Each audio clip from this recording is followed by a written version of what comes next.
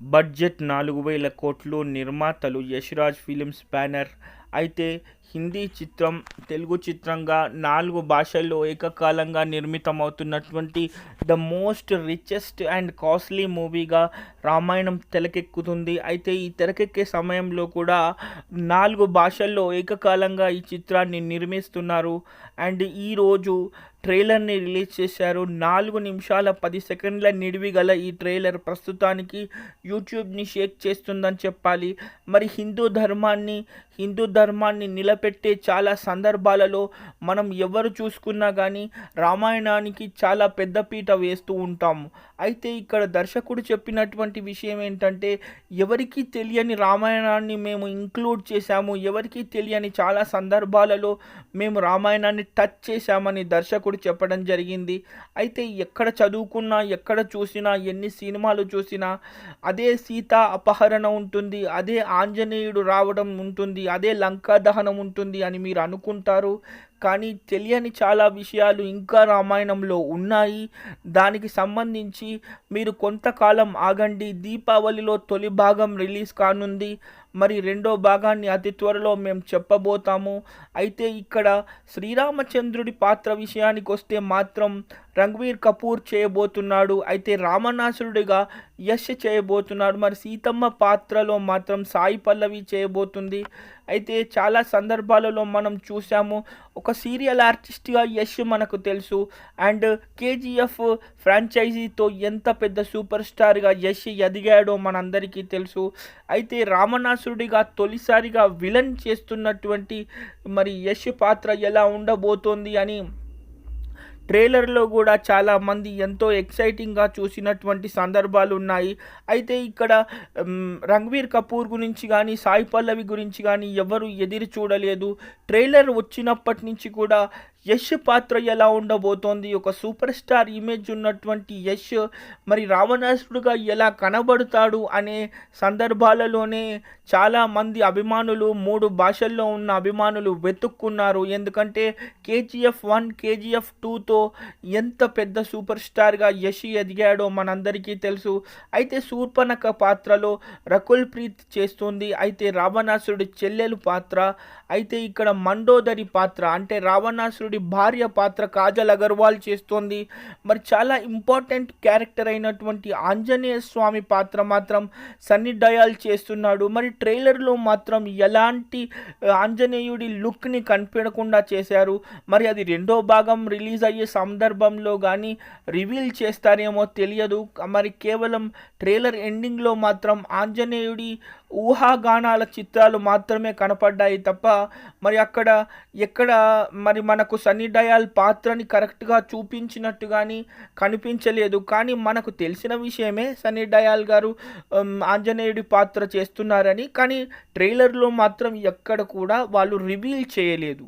అయితే ట్రైలర్ స్టార్టింగ్లో మాత్రం రకుల్ ప్రీత్ నుంచి స్టార్ట్ అవుతుంది. ఎక్కడైతే శూర్పణఖకి అవమానం జరుగుతుందో, మరి లక్ష్మణుడు ముక్కు చెవులు కోసేస్తాడో అక్కడి నుంచే ట్రైలర్ స్టార్ట్ అవుతుంది. అయితే ఏడుస్తూ వెళ్ళి రావణాసురుడి దగ్గరికి ఏడుస్తూ వెళ్ళినటువంటి శూర్పణఖ ఏ అవమానమైతే నా చెల్లెలకు జరిగిందో, ఏ అవమానమైతే ఈరోజు నేను అనుభవిస్తున్నానో అదే అవమానాన్ని, అంతకు 1000 రెట్లు అవమానాన్ని నేను శ్రీరామచంద్రుడికి కూడా కలుగజేస్తాను. ఒక మానవుడికి ఎంత ధైర్యం నా చెల్లెలకి ఇంత అవమానం చేయటానికి, నేను రాక్షస రాజులను, నేను దేవతలను కూడా గెలిచాను అనే ఒక మాటతో ట్రైలర్ స్టార్ట్ అవుతుంది. అక్కడి నుంచి మనకు చాలా సందర్భాలు కనపడతాయి ట్రైలర్లో.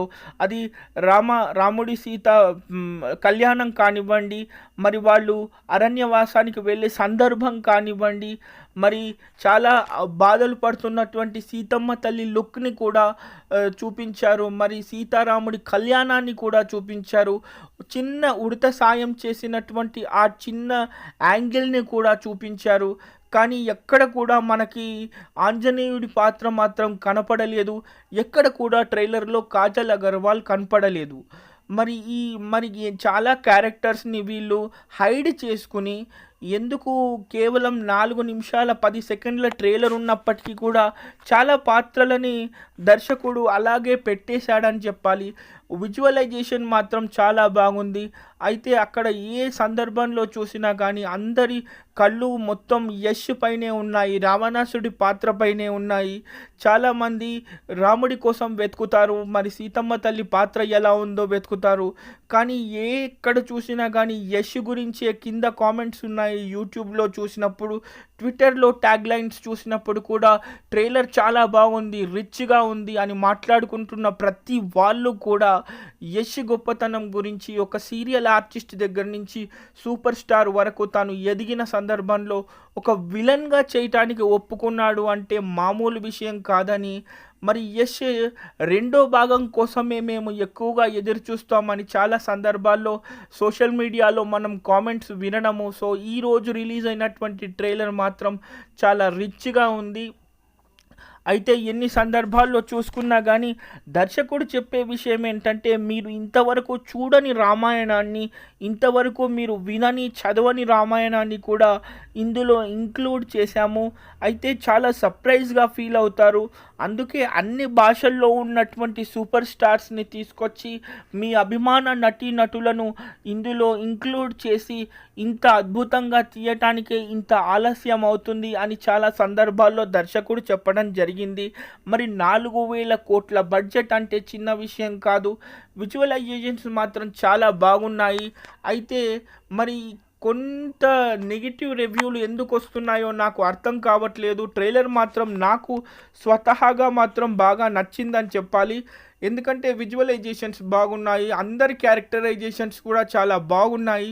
మరి ఇంతవరకు రెండో భాగానికి సంబంధించి ఎలాంటి ఇంక్లూడ్ లేదు. కానీ మెయిన్ క్యారెక్టర్ లీడ్స్ మాత్రం రెండో భాగానికి సంబంధించి ఆంజనేయుడి పాత్ర అండ్ రావణాసుడి పాత్రనే మెయిన్గా ఉండబోతోంది అని తెలుస్తుంది. అయితే ఎవరికీ తెలియనటువంటి కొన్ని చాలా ట్విస్టులు ఉన్నాయి మరి రామాయణంలో. మరి ప్రీ ఇంటర్వెల్ కానివ్వండి, ఇంటర్వెల్ కానివ్వండి, చాలా సర్ప్రైజ్ అవుతారు. దీపావళికి రాబోయే ఈ చిత్రానికి సంబంధించి అభిమానులకు తెలియని ఎన్నో విషయాలు మేము రామాయణంలో ఇంక్లూడ్ చేశామని చెప్పారు.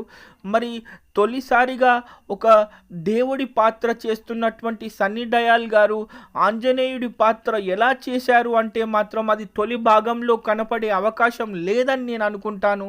ఎందుకంటే ట్రైలర్లో కూడా ఆంజనేయ స్వామి పాత్రను ఎక్కువగా చూపించలేదు. మరి మరి తొలి భాగానికి దీపావళికి రిలీజ్ అవుతుంది కాబట్టి మరి ఇక్కడ కూడా ట్రైలర్లో లేని ఆంజనేయుడిని మనం థియేటర్లో ఎక్స్పెక్ట్ చేయడం కూడా కరెక్ట్ కాదని నేను అనుకుంటాను. మరి మీరు కూడా మీ విలువైన కామెంట్ని చెప్పండి. మరి మీరు తప్పకుండా ఇప్పుడు 3 భాషల్లో వచ్చినటువంటి రామాయణం ట్రైలర్ని చూసారా? మరి చూస్తే మీకు ఎలా నచ్చింది? మరి మీ ముఖ్యమైన అభిప్రాయాన్ని కూడా తెలపండి. అయితే దీనికి సంబంధించి ఇంకా చాలా విషయాలని ట్రైలర్లో కూడా మనకు చూపించని విషయాలను కూడా సినిమాలో ఉన్నాయని చెప్పారు. అయితే సినిమాని కూడా థియేట్రికల్ రైట్స్కి సంబంధించి దాదాపు చిత్రమే 4,000 కోట్ల బడ్జెట్ అయింది కాబట్టి దీన్ని దాదాపు 6,000 కోట్లకి కొనుగోలు చేసే వాళ్ళు ఎవరైనా ఉంటేనే దీన్ని మేము కొనుగోలు చేసుకోవచ్చు అని చెప్పిన సందర్భాలు ఉన్నాయి. మరి ఇంత భారీ మొత్తంతో, ఇంత భారీ తారాగణంతో సినిమాని తెరకెక్కిస్తున్నారు. మరి దీపావళికి చూడాలి. మరి ఎలాంటి సందర్భాలలో మరి రామాయణంలో తెలియనటువంటి విషయాలు, ఇంతవరకు ఎవరు చూడనటువంటి విషయాలు కూడా రామాయణంలో ఉన్నాయి. ఇంతవరకు మీరు చదివింది వేరే, తెలుసుకుంది వేరే. మేము దీన్ని అనుకరించిన పద్ధతి వేరే ఉంటుంది. విజువలైజేషన్గా మీరు చాలా ఆనందపడతారు అని దర్శకుడు ఎలాగైతే చెప్పాడో మరి యశ్రాజ్ ఫిలిమ్స్ కూడా చాలా ప్రతిష్టాత్మకంగా ఈ చిత్రాన్ని 4,000 కోట్ల బడ్జెట్తో తీయటం జరిగింది. అందుకే దాదాపు 3 సంవత్సరాలుగా చిత్రాన్ని తీస్తూనే ఉన్నారు. అది సైమల్టేనియస్గా మనకి 4 భాషల్లో తీయాలి కాబట్టి ఆలస్యం అవుతుంది.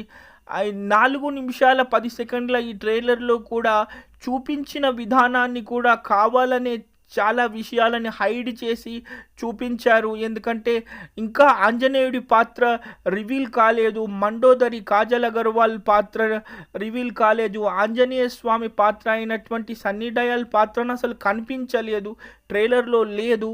అయితే బంగారు జింక కోసం శ్రీరామచంద్రుడు వెళ్ళే సందర్భాన్ని మాత్రం ట్రైలర్‌లో చూపించారు. అండ్ ఉద్వేగంతో బాధపడుతున్న సీతమ్మ తల్లిని మాత్రం చూపించారు. By stay tune for the further